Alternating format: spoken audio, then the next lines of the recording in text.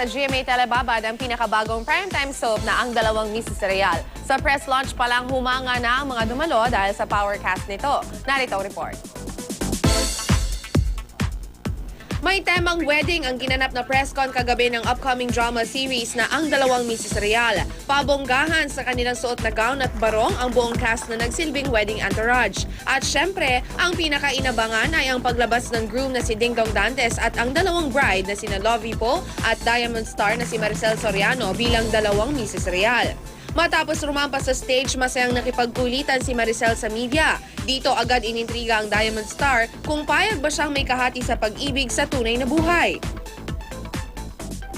Hindi pwede siguro kung paano niya ilalagdag sa'yo yung sitwasyon, no? Kasi sasabihin niya yan at any given, pag magsasalita pa rin yan eh. Kasi ganito ang nangyari. Ang tanong, habang sinasabi niya ganito nangyari, tatanggapin mo pa? Naniniwala ka ba? At maniniwala ka pa ba? Oh, hirap, di ba? Sa kanyang unang proyekto dito sa GMA, Ang Dalawang Mrs. Real, itinuturing ni Maria na isa itong malaking hamon para sa kanyang pagbabalik drama sa telebisyon. Kahit may alinlangan siyang tanggapin, itinuloy pa rin ni Maria ang nasabing proyekto. So dapat you have to be ready for any change, sabi niya. Maganda rin ang change, huwag mo siyang tignan na mahirap.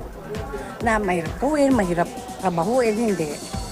Pagbibigyan mo yung kung anong mga bago pwede mangyari sa life. Ayon pa kay Maria, so far so good daw ang takbo ng kanilang taping. Seryoso man, pero may time pa rin para sa tawanan. Hindi yan, masaya kami sa set, alam mo ba? Love kami ng love sa set. Kasi ang ganda, dahil binibigyan ka habang nagre-rehearse kayo ng pagkakataon na mabigay din yung gusto mo. Parang nagkakaroon kayo ng collaboration as actors and the director. Sa pagtatapos ni Maricel, sinabi ng aktres na maraming eksena ang dapat abangan at tutukan sa pilot week sa Lunes ng Dalawang Mrs. Real.